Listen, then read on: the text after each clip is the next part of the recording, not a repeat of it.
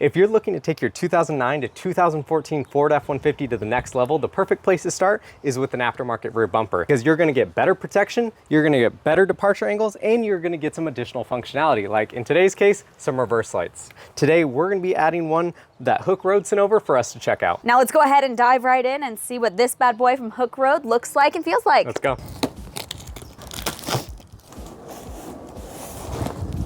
Alrighty.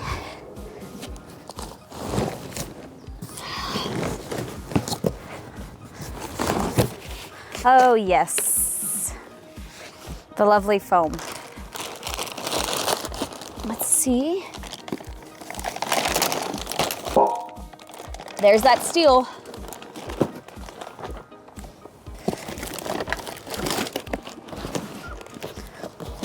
I believe this is this the last piece right here? Oh, 2 pieces.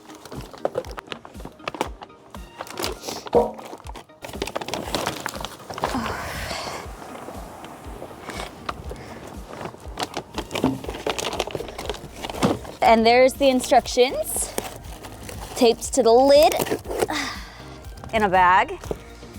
And then it looks like one more box in here.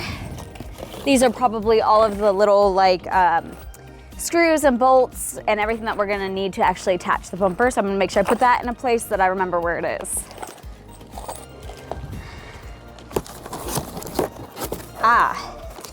These look like mounting plates. All right, so we got to remove the factory bumper, and we need to unplug any electrical connectors. So what do we want to start with? We have the license plate LEDs, or the license plate lights first, is what I would do. I think that's really the only connection we have back here, but it's right here.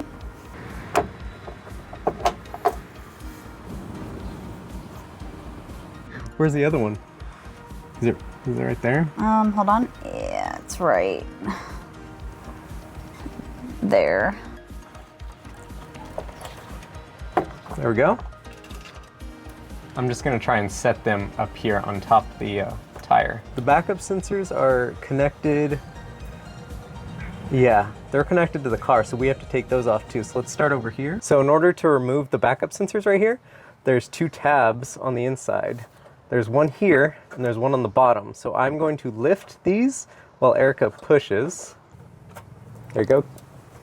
Keep pushing. There we go. I'm pulling it from the back side. And boom, done. Okay, hold on. Oh, there you go. Okay. Where's the third one? I see it. Let's see. Tell me when. Go for it. Boom. Number 3. Push. Okay, there we go, it's moving. Push. I hear it moving. Here, Yeah, it's moving now. There we go. I got it. There's number 4. So now that we have the lights out from here and the backup sensors out, we need to take off this bumper cover. Look at that.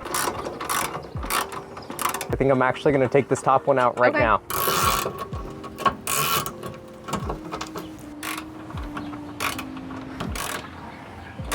You have your hand on it? Yep. Okay, that bolts out. No, something's still holding it. There's gotta be one more on each side. I'll take a look. Okay, stay right there, don't move. Okay, one more on the other side. This is the last top one right here. And it's out. So what do we need to disconnect here?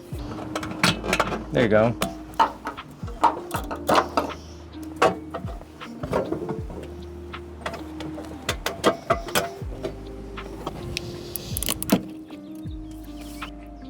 We're free. So the way I'm lining it up is I'm doing a bolt, the split lock washer, the flat washer. It's gonna go through the metal, and on the opposite side is gonna be one more flat washer and then a bolt. I'm sorry, then a nut. The one thing I will say that you want to be careful with is you definitely don't want to tighten anything super tight until you have everything lined up perfectly. And honestly, I don't even think I would tighten it until you have both sides like just hand tight on. That way you can adjust if needed. Because otherwise, if you need to adjust it slightly, then you're gonna have to loosen everything.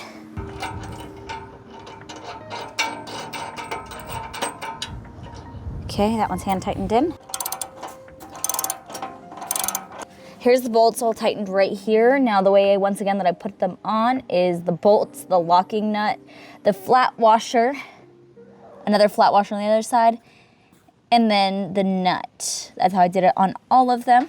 So you can see right there. So what we're going to do now is we're going to go ahead and install the mounting brackets. Now, the way that these guys work, they're meant to be almost sandwiched between this piece right here and the metal piece behind it that's part of the truck. This is the trailer hitch right here. So what we're going to do is we're going to do one side at a time using a 21mm socket wrench. So you just need to slide in that bracket. Maybe just hand tighten. Yeah, maybe we will just hand tighten for right now.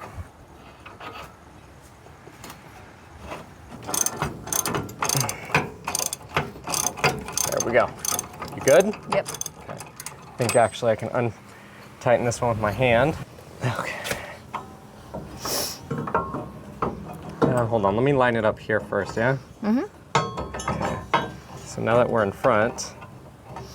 The easiest thing. I was like, there we go. There you go. So I believe we don't tighten these all the way yet because there's going to be adjustability. So there's, in the back side of those holes that we just pulled out, you can go up and down. So it's going to adjust our bumper. So we are now at the point in the installation where we're going to work on wiring the rear floodlights. Now here's the thing. They didn't leave any instructions on exactly how to wire this, so they're leaving it up for interpretation on how you want to do it. So what we are actually gonna do today is they did give us a positive and negative wire right here. So we're actually gonna go ahead and take this red and black wire. We're gonna wire from the passenger side using solder to the driver's side. We're gonna be taking it from the driver's side rear floodlight, and we're going to be bringing the positive and negative wire up to the rear reverse light on the driver's side. Okay, so we're gonna rest it on that. Because I don't want those to be pinched, so hold on one second. Yep. Do they need to go all the way down? Yep. Let them drop down. That's what I'm trying to do. Okay. Okay, so I'm gonna just slide it over. Okay, so mine's resting on top. Okay, one bolt is hand tightened over here. Ready? Yep. Towards me. Okay. I think that's gonna be the closest that we get. No, it looks good. So what we did is we lifted the bumper up onto the mount and just placed one of the bolts hand tight just to give it some stability, because we had to adjust the bumper left and right to get it to be an equal distance on both sides. This did take a little bit of teamwork because we couldn't just pull and push because it would slide a lot. So I would push up from underneath the truck while Devin was pulling just tiny bits here and there to get the right adjustments that we liked. So right here is actually the bolts that connected the three pieces of the bumper together. And as you can see, we have two bolts where they slid in this way and we put the nut here. And we have one where the head is facing this way. This is because when we put in the bolts all the same way, you could actually see the bolt sticking out through this hole right here. So what we did is we went ahead and just reversed that one bolt. Just that way you can't see the bolt actually sticking out through the hole right here.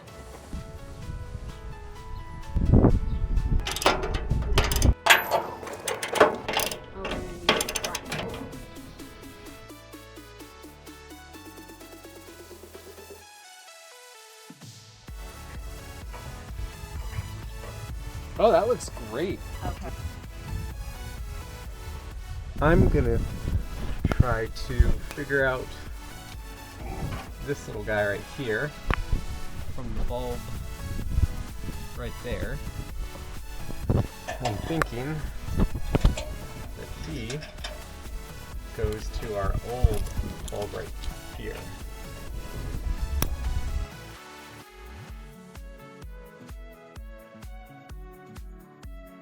And now we're gonna adjust the height because right now it's sitting pretty far down.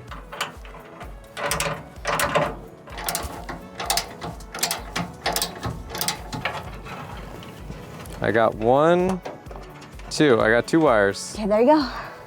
Oh, and that's like perfect. So these wires that we have right here are from the rear floodlights that are in the new bumper. So we're actually gonna take these and we're gonna tap into the reverse lights. The blue and the white is where the red is gonna go, and the black is gonna go to black because that's our ground. So I'm gonna work on that right now. I'm gonna go ahead and start with the red.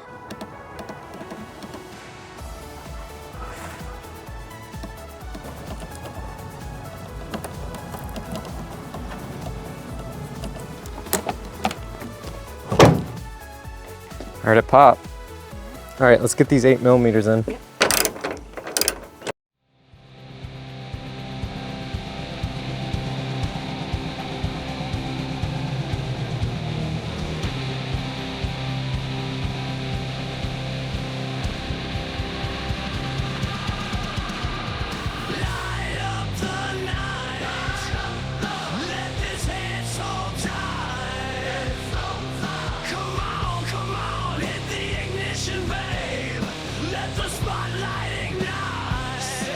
All right guys, it is the end of the day. It took a little bit longer than we expected. I would say if you plan to do this, definitely have a second person around because it was definitely helpful to have Erica hold the bumper while I was tightening things or vice versa. As far as quality goes, it's pretty good. We did notice that there were some areas where it seemed like on this side of the bumper, it's a little bit tighter than this side. It might just be because the foam is a little bit thick because I do include some foam to make it a nice secure fit. Just something that I noticed. And one other thing, I couldn't get the lock for the spare tire back in here. It's almost like the tolerances are too small to allow the factory lock to get in there, so I probably could grind it down. Oh, and one more thing that I didn't even notice is the fact that they have a LED built-in light, so you don't have to use those cruddy little halogen bulbs for your license plate light. Overall, as far as what it looks like, if I'm happy with it, I'm in love with it. It's got a nice taper up here that I like to give that nice off-road look. The quality is solid. It's strong. I would say it's thicker than the OEM bumper. Yes, for sure. But it's not overly heavy. Like I wasn't trying to add 500 pounds to the back of my bumper. I was able to lift this myself, but I still feel like if I was to take a hit or if I was to hit a rock when off-roading, that this could definitely withstand it not crushing like the factory one. The lights are nice and bright, and it's super nice to have these recovery points right here at the back of the truck. I also, personal short person thing that I like is I like these steps right here because before I would have to get up to, I believe the step up here. Now I don't have to, I can just step right up and we're good to go. And I actually really, really like it. And I will say that I feel like this is totally adventure ready and it matches the front bumper so nicely, yes, and I love it. So we have a complete package from the front to the back. This is an off-road vehicle, all thanks to Hooke Road. So if you are interested in any of these bumpers or just want to see what they have a pretty decent selection for trucks, they do. Broncos, Jeeps, all sorts of stuff. So go ahead and use code AutoJourney at checkout and save yourself 5%. And don't forget to subscribe to our channel to continue watching truck transformations, off-roading adventures, and product reviews. We'll catch you guys on the next one. Bye, guys.